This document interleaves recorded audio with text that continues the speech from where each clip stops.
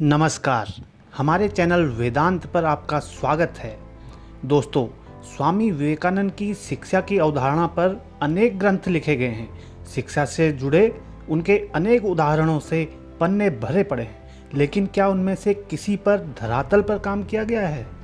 शिक्षा पर स्वामी जी के विचारों के कई पहलू हैं। स्वामी विवेकानंद ने कहा था, मेरे लिए शिक्षा का सार मन की एकाग्रता है, न कि तथ्यों का संग्रह। हम शायद ही शिक्षा पर ऐसी कोई चर्चा सुनते हैं जो मन की एकाग्रता के मुद्दे से जुड़ी हो। यह कोई अलग मुद्दा नहीं, एकाग्रता शिक्षा का दिल है। यही समय है कि हम इस पर उचित ध्यान दें। एकाग्रता क्यों जरूरी है? अनेक कारणों से एकाग्रता शिक्षा के लिए एक महत्वपूर्ण अंग है। एकाग्रता मन की ऊर्जा को केंद्रित करने में मदद करती है।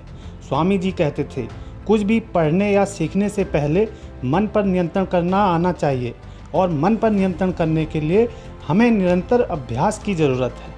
लोगों को सीखने में बहुत समय लगता है क्योंकि वे अपने मन को इच्छानुसार एकाग्र नहीं कर पाते। स्वामी जी कहते हैं, ध्यान का अभ्यास मानसिक एकाग्रता की ओर ले जाता है। ध्यान और कुछ नहीं बल्कि एकाग्रता का एक उच्च रूप है। स्वामी विवेकानंद की स्मरण शक्ति इतनी मजबूत थी कि मोटी से मोटी किताब भी एक बार में वे पढ़ सकते थे, और एक बार पढ़ने मात्र से उन्हें याद भी रख सकते थे।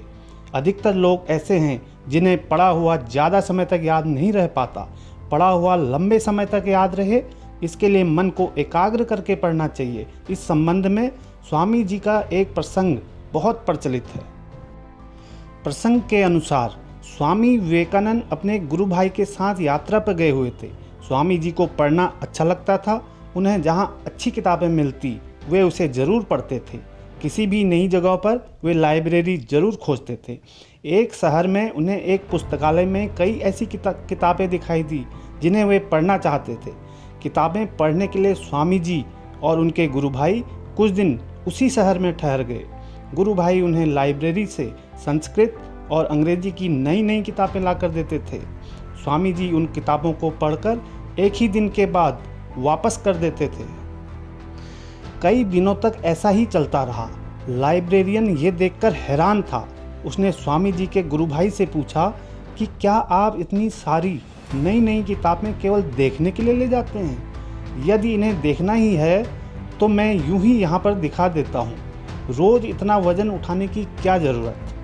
स्वामी जी के गुरु भाई ने कहा, भाई जैसा आप समझ रहे हैं वैसा कुछ नहीं है। मेरे गुरु भाई इन सब किताबों को पूरी गंभीरता से पढ़ते हैं, इसके बाद ही मैं इन्हें यहाँ वापस करने आता हूँ। ये बात सुनकर लाइब्रेरियन ने कहा कि अगर आपकी बात सच है तो मैं उनसे ज़रूर मिलना चाहता हूँ। गुरु भाई ने स्वामी जी को लाइब्रेरी लेकर आने की बात कही। अगले दिन गुरु भाई स्वामी जी को लेकर लाइब्रेरी पहुंच गया। स्वामी जी ने लाइब्रेरियन से कहा कि महाशय, आप हैरान न हो, मैंने न केवल इन किताबों को पढ़ा है बल्कि मुझे पढ़ा हुआ सब याद भी है। इतना कहते हुए स्वामी जी ने कुछ किताबें वापस की और उनके कुछ अंश पेज नंबर के साथ लाइब्रेरियन को सुना दिए।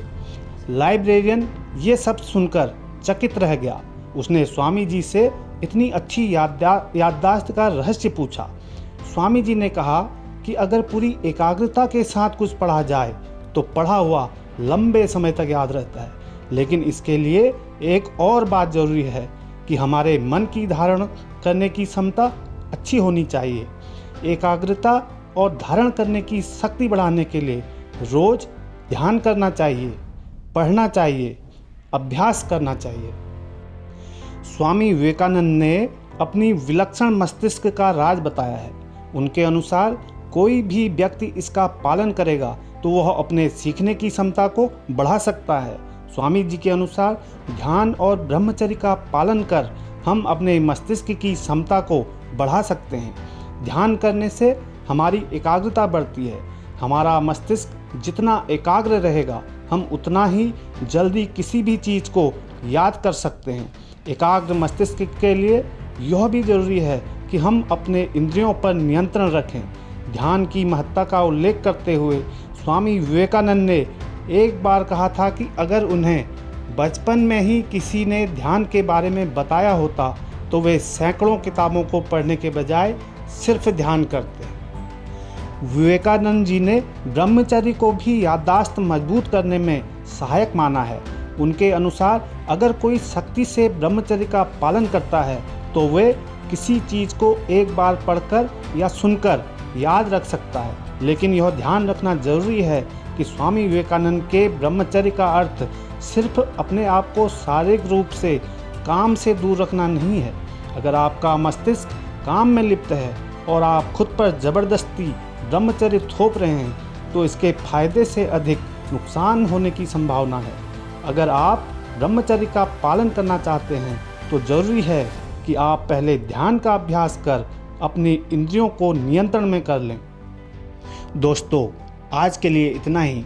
मिलते हैं एक नई कहानी के साथ। धन्यवाद।